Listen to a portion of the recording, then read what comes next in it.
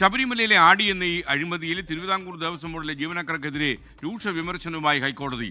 ജീവനക്കാർക്ക് അവരുടെ ജോലി ചെയ്യാനല്ല പണം തിരിമറി നടത്താനാണ് താല്പര്യമെന്ന് ദേവസ്വം ബെഞ്ച് വിമർശിച്ചു.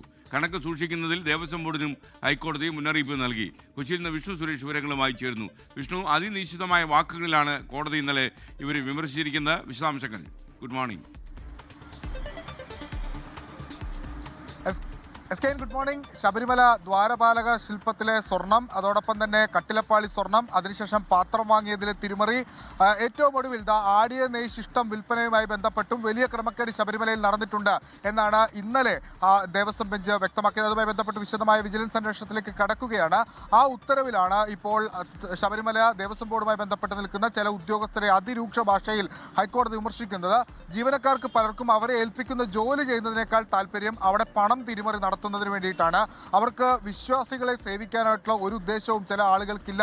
സ്വന്തം നേട്ടത്തിന് വേണ്ടി ഈ പണം തിരിമറി നടത്തി അവർ കൊണ്ടുപോകുന്ന കാഴ്ചയാണ് ഇപ്പോൾ കണ്ടത്.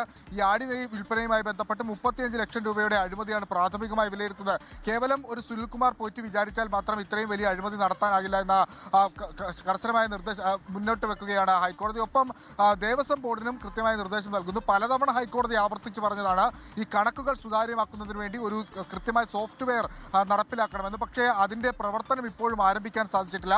അതിൽ കോടതി കടുത്ത അതൃപ്തി രേഖപ്പെടുത്തുന്നുണ്ട്.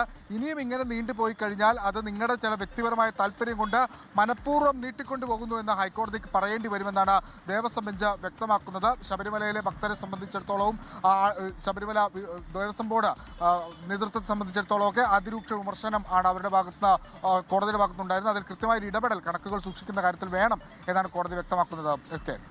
ലോകത്തെവിടെയായാലും ഏത് സമയത്തും 24 വാർത്തകളും ഓഗ്മെന്റഡ് റിയാലിറ്റി പാക്കേജുകളും എക്സ്പ്ലെയിനറുകളും വിശദമായി കാണാൻ ഞങ്ങളുടെ യൂട്യൂബ് ചാനൽ നിങ്ങൾക്ക് സബ്സ്ക്രൈബ് ചെയ്യാം.